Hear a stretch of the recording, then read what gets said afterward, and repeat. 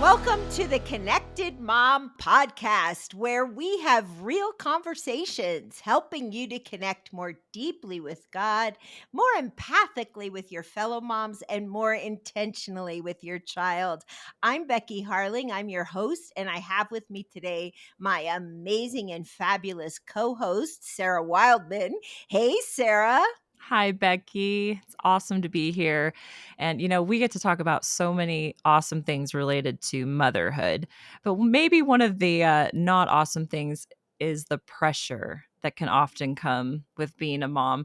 I've had a few friends lately that have new babies, and from the get go, there's all of these questions, right? And am I doing the right thing? And second guessing yourself. And I think, this issue really can apply to us at a lot of stages of parenting. And we know our listeners are all over the board. Even grandmas are listening, right? So Yep. I think this topic of pressure can really resonate with a lot of folks. But Becky, I know you didn't feel any pressure raising children, right? It was just None the easiest walk. whatsoever. We're kidding, by the way. Right, Becky's right. We so real. certainly So are. Yeah. And so Sarah and I often say, so for all of you that are Enneagram people, we're both solid threes on the solid. Enneagram. Yeah, So the question you ask yourself at night when you lay in bed as a three is, did I do enough? Right. And, that's right. and I think doing it right was always a thing for me. And there's so many opinions on motherhood. There's the people that Mhm. say, never let your kids watch TV, never let them do this, that, or the other thing. And, back in the day when I was raising my kids, Sarah, it was like, well, working moms were kind of looked down on. We should all be home just, like Leave It to Beaver, Right. making homemade cookies and birthday cakes and all of that. And that really just didn't work with Steve and and so I did go to work when my youngest was in kindergarten, and I'm glad I did. But that's what we're talking about today, like letting go of some of that pressure. So if you're listening, which I hope you are, get out a notebook because we're going to be giving you so much in this episode. We have an amazing guest with us today. In case you don't know her, let me introduce you to Alli Worthington. I have followed Alli for quite a while. She is a best-selling author, an amazing speaker. She's a life and business coach who launched Called Collectives, a cohort of women speakers and writers. She's been a guest on the Today Show, on Good Morning America. She lives with her husband, Mark, and perhaps most important about her for our podcast is that she's raising 5 boys and she's still alive. So that bodes well for those of us that are in the thick of this journey. And Alli has written a book that I absolutely love. I actually want you to write down the title because I'm really going to push you to purchase this book.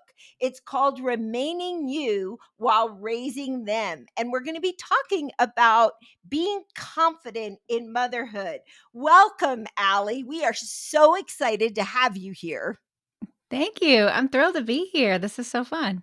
Yeah, it's so fun. So, in your book, you say that modern motherhood is broken. And what do you mean by that? Well, I think being a mom has always been difficult, right? No Yep. matter if you have one child or 5 children, being a mom's tough. It is physically exhausting and at the same time kind of intellectually unstimulating. That's motherhood in a nutshell, right? We would do anything for our kids, but at the same time we also just need a few minutes to ourselves. Motherhood's tough. However, when you mix modern society into motherhood with all the images we have coming at women all the time of what we should do and how it should be and how other women are getting it right, it's miserable. I sent an email out to my email list and asked a ton of motherhood questions because I wanted to see, is it just me or is this everyone else? Over 1,000 women joined in. They said struggling with mom guilt is something that most women have almost all the time, whether their kid is 2 or 52. Mm. Mhm. But the number one cause of mom guilt, it's not us, it's not our spouses, it's not our relatives. The number one cause out of 1,000 women was social media. You're just Oh. you're innocently opening up Instagram or Facebook or TikTok, and you see videos and pictures of women who look like they're getting it right. They're growing organic wheat in their backyard to make sandwiches for lunch every day. They're grinding the wheat and you're like, oh, well, I guess the peanut butter and jelly I made isn't enough. So, of course, we have the difficulty of just inherent being a mother. It's not easy for anybody. It's wonderful. It's great. It's the greatest joy of my life, but I wouldn't say that it's just traipsing through a garden of roses all day, right? That combined with our wonderful beloved phones, which I love my phone, but you open up social media and all of a sudden you see a family with professional photos and all the kids are dressed in clothes alike and the dog is smiling and your 2-year-old or your teenager is throwing a tantrum and your dog just ate a sock and is throwing up on your carpet and you want to throw your phone across the room because you feel like I'm a terrible Yep. mom. Yep. Yep. Mm-hmm. Okay. So, Sarah, you're going to ask the next question, but before you do, I just want to know, Sarah, do you feed your kids all organic food? That's a solid no. I mean, that I the amount of work that takes to just mill the wheat. I mean, I'm they would be so they would be so hungry. I think, they'd be eating rocks before I could make them a proper Mm-hmm. meal. So, Back in the 90s, we really didn't have that pressure. It was like No. throw a half a sandwich in a lunchbox, give them some pretzels and apples, and call it good. call it Anyway, good. continue. Yeah.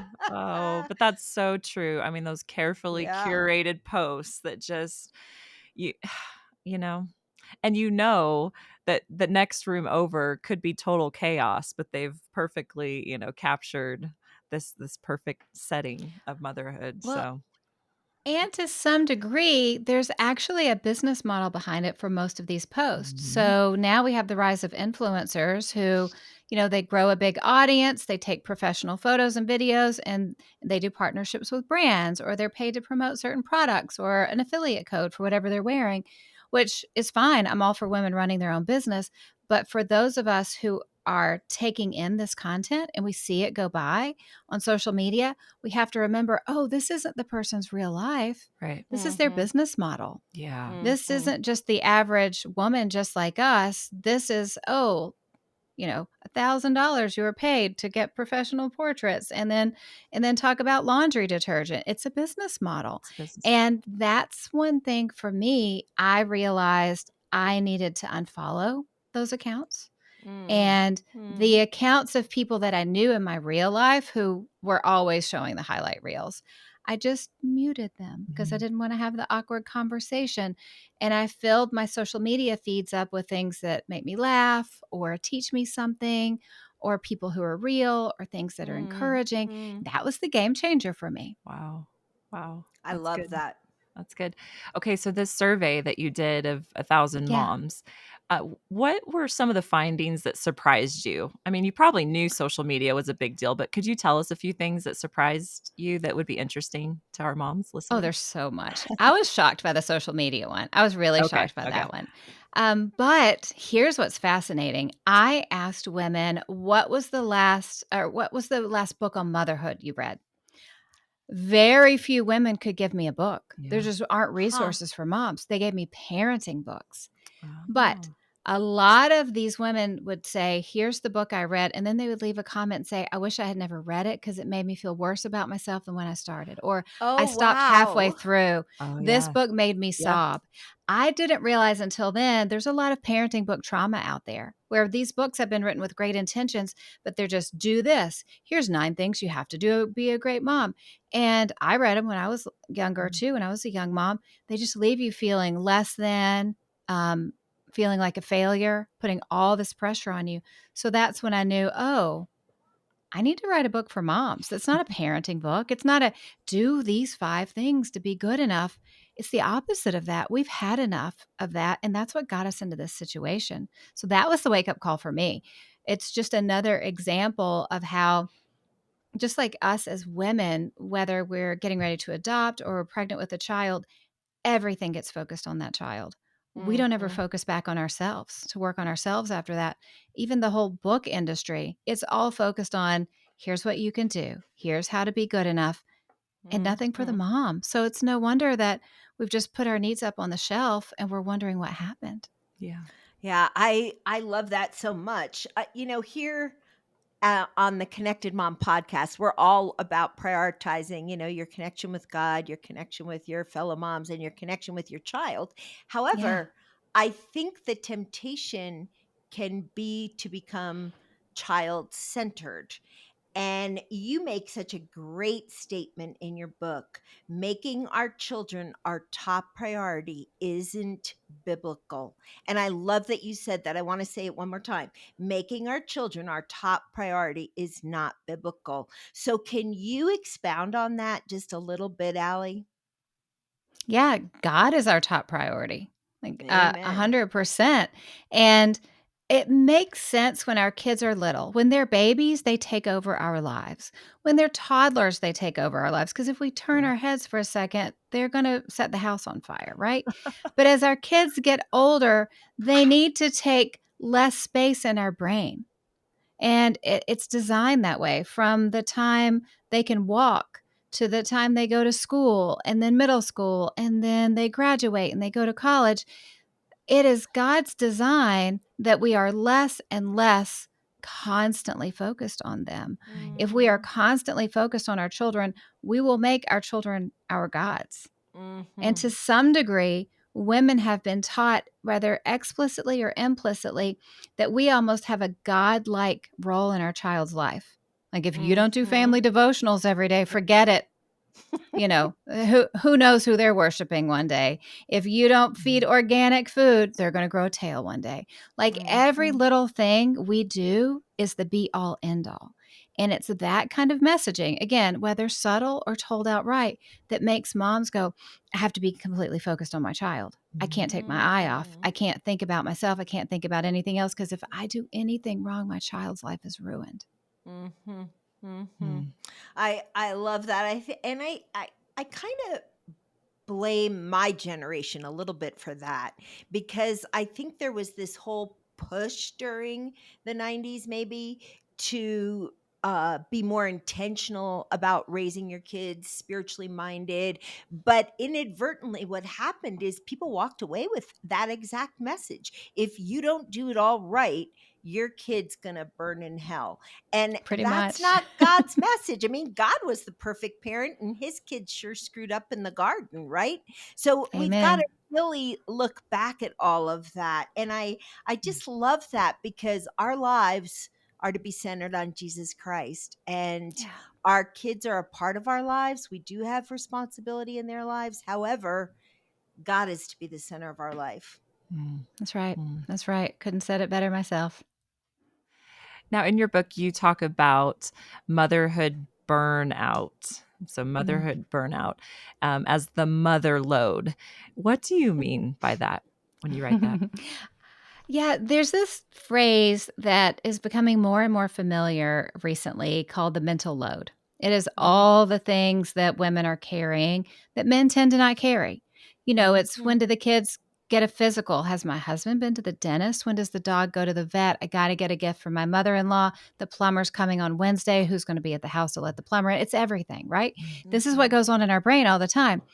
I'm sure maybe some men think about all these details, but I'm going to go out on a limb and say the vast majority do not, right? Yeah. It's this mental load that we carry. And then you combine a woman's natural mental load that we're all dealing with motherhood, and it just explodes Mm. because not only are we worried about keeping everything running, it's Mm. is my child doing okay at school? How's my child's relationship with God? What about this? What about that? And it causes so much burnout. And there's a couple of different ways we go about getting help with our mother load, our mental load. One is a conversation with our spouse and explaining what's going on and explaining it and having this conversation in a way that's not going to trigger a fight. Mm. I have a chapter on marriage in there, and I talk about kind of the strategies for how to talk to your spouse, how to make sure it doesn't end in a fight. That's really important. In the Audible version of the book, I put in a whole extra session all about mental load and with scripts on how to talk to your spouse. Mm. Mm. However, I do want to be realistic in this. A lot of times, if a woman is dealing with the mental load and the mother load, and she talks to her spouse about what help she needs, she may not get it. And so if we're all together going, you just talk to your spouse and then it'll be fine. Um, realistically, a lot of husbands are going to go, well, it's just the way it is, and they're not going to necessarily change all their behaviors. So I think it's important to also empower women and go, hey, look out for you in this way and make sure that you get the help you need. Maybe it's your mom helps out with something, or you and your friends share a job, or anything like that. Because if a woman is in a marriage relationship where she goes to her husband and goes, I can't be responsible for all the doctor's appointments and all this again, not every man is going to go, okay, let's share it all 50-50. I think it is important to give women permission to go, okay, get your needs met, carpool with a friend, have family help. But for us to have these conversations and pretend like everyone can talk to their spouse and it'll end rosy is doing a disservice to the realities of modern life. That's so true. And yet, I loved the way you described the mother load in the book because I do think women are under a heavy load right now, Mhm. and just trying to keep it all straight. Just exhausts them, I think, at times. One of the things that you describe in your book that I really enjoyed, where you describe moms as having 5 superpowers, like you can identify your type, like the superpower of motherhood. Would you explain that to us a little bit? And then tell us what yours is, because that would be fun. Yeah, what I did is I created a quiz, your superpower quiz, and because Uh-huh. I wanted to see, is it accurate? It's on my website, and tens of thousands of women have gone through it and kind of have written me back and gone, I don't know how you got it so well. It's me. I think that it's really important for women to recognize their strengths. Yep. There's moms who are just super caring and they're always there for you. There are moms who are loyal. There are moms who are kind of mama bearish with their kids. Me, I'm a cheerleader mom. I'm always going to find the silver lining. I'm always going to look for fun. I'm a roller coaster mom, for instance. That's what I do with my boys for fun. We're always going to Mhm. theme parks and riding roller coasters. The thing about understanding our superpower as a mom, it's really important to help us not think that other moms are necessarily getting it right and we're getting it wrong. Yeah. Like my cousin Leanne, she's an outdoor mom and they're always hiking or kayaking or doing things outdoors. I've never camped in my life. If I'm outdoors, it's to walk to my car or to be outdoors at Disney World. Like that's how outdoorsy I am. But I realized God gave me my children because I was going to be a good enough mom for them. I didn't need to be an outdoor mom or a crafty Mm. mom to raise them well. I could just do the things I enjoy doing. But if I had convinced myself that's the only way to be a good mother, then I would have given in to a lifetime of me doing things that weren't really in my skill set or I enjoyed. No child wants to go camping with me. I'd be miserable. So just Yes. kind of us waking up and going, these are my strengths, these are my skill set, this is what I enjoy. And God is not in heaven looking around going, can you believe she is parenting in this way? I'm so surprised. I never should have given her those children. God knows what he's doing.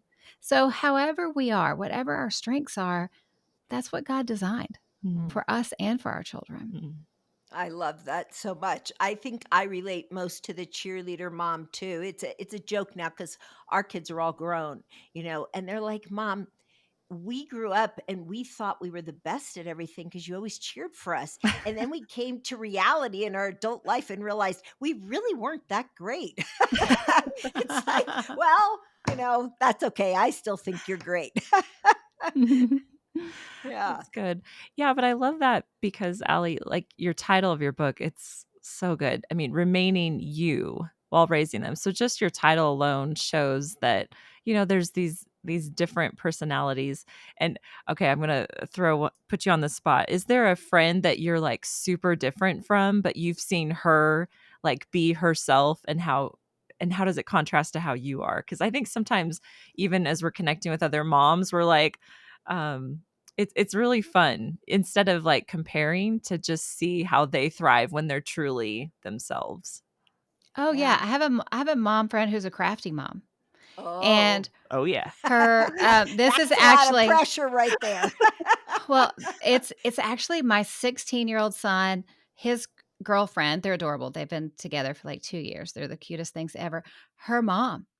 When it's his birthday or Christmas, she makes these homemade gifts for him, like gifts that you unwrap, and there's little boxes of his favorite chocolates in there, and these amazing creations that she makes, and I'm so impressed. Because you better believe a gift from me is coming straight from Amazon, and Yeah. I'm even having Walmart deliver the gift bag. Like it's a gift from the heart.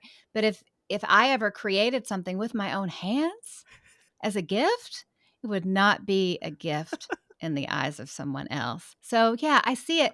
And the way I think about it is my son is so blessed to be blessed by the work of her hands, to Mm. get to see and place value in what she loves, and she thrives in it. Mhm. And she's wonderful in that way. I'm wonderful in my 2-day Amazon delivery. Mhm. And it is important for us to go, this is my skill set. This is where I thrive. You don't want some Play-Doh creation that I'm going to make. I That's love that. perfect. I'm right there with you. I can remember a season where I tried to be a crafty mom and it just didn't work out well, because that's just really not me. Anyway, one of the things you write about in the book, Allie, and I we need to talk about this. There is so much guilt on parents around the concept of television. Yes. And talk to us about Well, I have learned that I'm very surprising once women have learned about my policies on screen time. I don't have a policy on screen time. I've never had a policy on screen time. It's the only thing that kept me sane when they were so little, because at one seriously. point there was 5 under age 9. So my rule with screen time is I don't care if screens are on all the time. Not a problem. Not during dinner time, of course. Yeah. But what's on the screen can't be something that's a negative influence. Mm. Yeah. So as long as it's something with a positive influence and they aren't watching things or playing a video game, like something that's violent or things like that, as long as we monitor what our kids are watching and it is stuff that does build character or is at minimum innocent, I never saw a problem with it. I joke, one of my kids was raised on Blue's Clues and he was the valedictorian. Yeah. That I mean, it That's if your legit. ch I mean, we just got lucky with him. We don't know how it happened, but it was just like when God knitted him together in my womb, his little DNA was just super smart. And even though he was raised on TV, it didn't take that away. Mhm. And I think we forget that God has designed our children and he knows exactly what their life plan is. He knows what they're going to do. He's not in heaven going, I had such great plans for that little girl, but her mom lets her watch hours of Paw Patrol, so I guess she's not going to be a doctor now. It just doesn't work that way. But it comes back to this idea that every decision moms make is the be all end all for their children. You didn't do family devotionals, going to hell. You Mhm. let them watch too much TV, never going to go anywhere in life. When we aren't God, they already had a plan. And as long Yeah. as we're supporting the plan that God has for them, we're not going to ruin it. Mm. We're not that Mm. powerful. Mm. I love that so much. Another thing you say in the book, Allie, is that emotionally healthy parents have the best chance of raising emotionally healthy children. Let's unpack that a little bit because I think that's a really big statement and it's really true. Yeah, I had a Christian counselor say to me years ago, she said, your children will not be emotionally healthier than you are while they're living Mhm. in your house. Wow. And that was really the kick in the pants I needed to take care of myself. Now, I define emotional health as a combination of mental health, spiritual health, and relational health, the health of our relationships. And when I've talked about it, a few women have said, wait a minute, I don't know how to take this. I struggle with anxiety or I struggle with depression. Mm. And if anyone is in that boat, I was there. I had postpartum depression with one of my boys. That that does not mean that you're harming your children. What our children need is to see us as they get older as humans, that we do struggle with things. What our kids need to hear is, this is the issue that I struggle with. Doesn't have anything to do with you. It has to do with chemicals or X, Y, and Z. And this is what I'm doing to get healthier and healthier all the time. Because there are very few people alive in this world who don't have a physical ailment or a mental ailment at this point. It's just the world we're living in. And when we raise kids and I think for good intentions, try to pretend like we're perfect, our kids see through it. Our kids know something's up. So if someone is working on their emotional health, say they have mental health challenges and they're working on their emotional health, that is a real positive, especially as kids get into tween and teen years, to be able to talk about it, because you'll model what to do for them. But the talk of emotional health is something that's so important for moms because, again, moms stop focusing on themselves in pregnancy. We read books about our bodies and ourselves when we're pregnant, but then as soon as that baby comes, we put ourselves on the shelf and we wonder, what in the world happened to me in all these years? I remember years ago, I went to a Christmas celebration with my great aunt Shirley's house, and I was 8 years old. I didn't know what was wrong, but I knew something was wrong. We got there. She let us know she had been cooking for 3 days, as many women do. She was smiling. Everyone was smiling, but I didn't have the life experience or the language to know what was going on, but I knew something was wrong. And I didn't know what was wrong, but I remember going, I'm not having fun, and I don't know what this is, but I want to make sure this doesn't happen to me one day. And I didn't learn until after she passed from family members that she really hated the responsibility of hosting everyone and cooking for days and days. She didn't feel like she had permission to raise her hand and go, hey, can everyone bring a dish? Or can we switch houses? She felt like that would be a bad mom. So what she did in her heart, she wanted to be the most loving woman she could. So she cooked and she cleaned and she hosted. But through the years, she was resentful about it. And through the years, she was a little bit bitter. And that bitterness, even though she smiled and she did the right things, it leaked out over everyone. And I've been Aunt Shirley in my life. The more women I talk to, women go, I've been great Aunt Shirley too.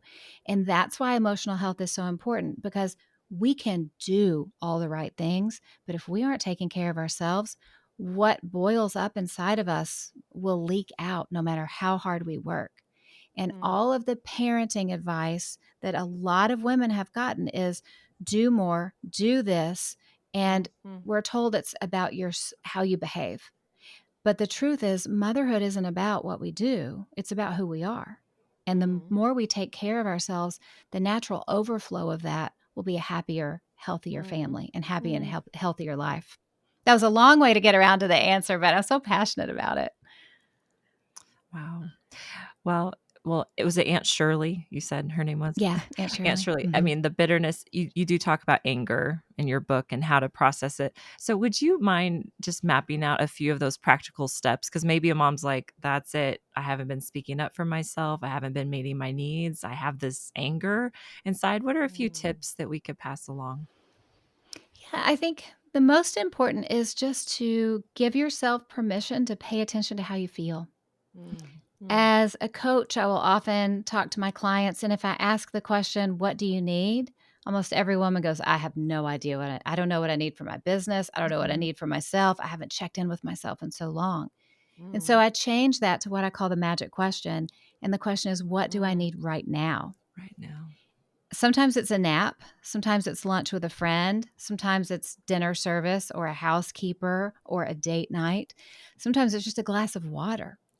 But just the power of honoring ourselves by going, what do I need right now? I have it on a reminder that pops up a couple times a day on my phone and a Post-it note in my bathroom, because it is not in our nature to go, what do I need? Because life is moving so fast and we're so busy. But just to get in touch with our needs as women, whether our kids are in their 40s or they're 4. Because what my husband and I learned with our 2 of our boys being grown, we can't really guilt them into coming to visit us anymore. I mean, we could, but it's not going to go well. Like we looked at each other and said, we have to woo them back home. Mhm. We have to give them something that they want to come back and visit us. And that comes back to emotional health. So whether kids are in our life or our kids are grown and we're just like, I wish they'd visit more, I don't want to accidentally cause them to not visit as often because I'm not taking care of myself. So Mhm. something as easy as the magic question habit keeps me grounded, and I can go, oh, I need a devotion. I need to just go sit and pray, or I need to go out to dinner because if I have to look in that refrigerator and make a dinner again, I'm going to explode, right? Mhm. That's a great first step of just getting in touch with how we feel and what our needs are. Yeah, I really, really love that. I think learning to ask that question, what do I need right now? Because moment by moment through your day, there are different needs that you're going to have, and not feeling guilty Mhm. about what you need right now. You know, my mind's going in two different directions as I'm thinking about two completely different questions to ask you. I'll ask you one first. I think as moms, a lot of times when we're completely focused on our kids, one of the needs that we neglect is time with really good friends. And Mm. at the Connected Mom podcast, that's one of our big values. We want you to understand that you need friends in your life and those friends are precious. Can you talk to us a little bit about cultivating those friendships in motherhood and why that's so important and how to do it? Yeah, the last section of my book, as you know, of course, is Habits to Help Women Thrive. And one of the Mhm. chapters is all about friendships because researchers have proven this is so amazing. Our friendships are the relationships that make us the happiest. Mm. Yep. Our family gives us deep joy and purpose, but our friendships make us the happiest because we're friends with somebody because we look at them and we go, I like you.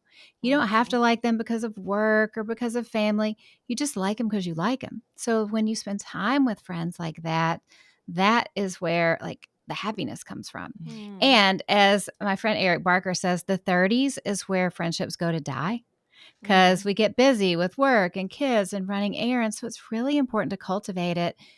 For women who find themselves in a busy season with work and caring for kids who can't necessarily get away and visit with a girlfriend every week, there's a concept I write about called bundling your time.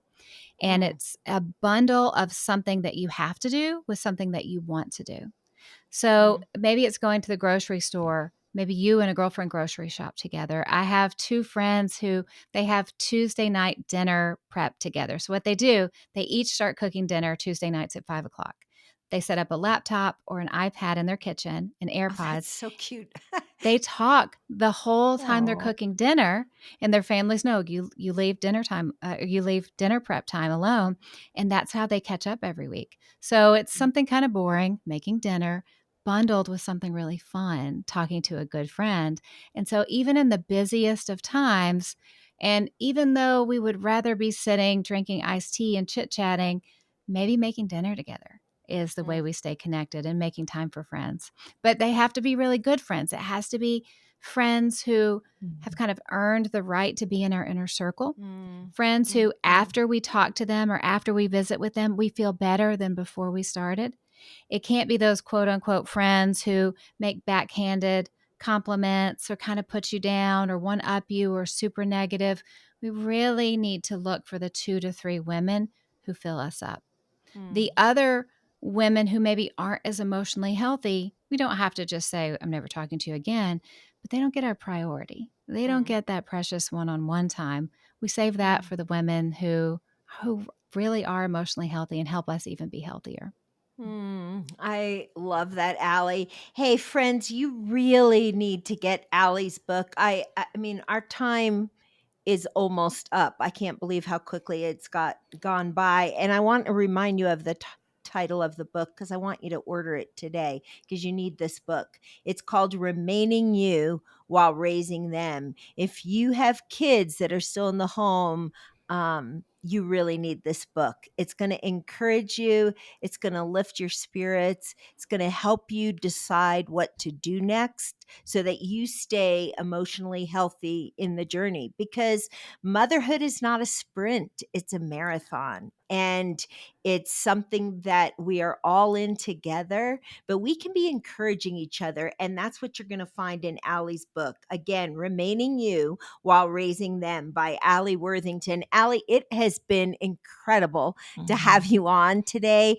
And before we close, would you first of all tell our listeners how they can get in touch with you? And then second of all, I really want you to pray over our moms out there, because I think some of them that have been listening are like, man, I need this book. I'm discouraged. It's all too much. I feel like I'm under the mother load. So would you tell them first how they can get in touch with you, and then would you pray with them? Sure, I'd be honored, and thank you both for what you do for moms every day. This is definitely a show that great moms listen to build their emotional health. So thank you for your Thank work. you. Thanks. I'm Alli Worthington everywhere, alliworthington.com. You can take a fun superpower quiz. The podcast is the Alli Worthington Show, but pretty much Alli Worthington all over the internet. And let me pray. Dear Heavenly Father, thank you for the gift of motherhood. Thank you that you placed our children and our families on purpose, that you knitted them together in the womb, that you knew we would be great moms. We don't have to be perfect. We don't have to do everything right. But great moms love you and love their kids. And if we get that right, we're going to be just fine. If there is a woman listening in the middle of a struggle in parenting, I pray that you give her peace, and you give her wisdom, and you give her strength. If there's a woman listening and she's lonely in her marriage, I pray that you bring them together. If there's a woman listening who's going through financial difficulty, I pray that this is the year of provision. If there are women listening who are dealing with health issues for themselves or someone they love, I pray for healing. Lord, we need you. We love you. We are so, so thankful that you empower us to live out our calling every single day. In Jesus' name, amen. Amen. Hey, friends, thanks for joining us today for this episode of the Connected Mom podcast. And I'm hoping that you're going to join us next week, where we'll have another conversation that will help you connect more deeply with God, more empathically with your girlfriends, and more intentionally with your child. Join us next week for the Connected Mom podcast.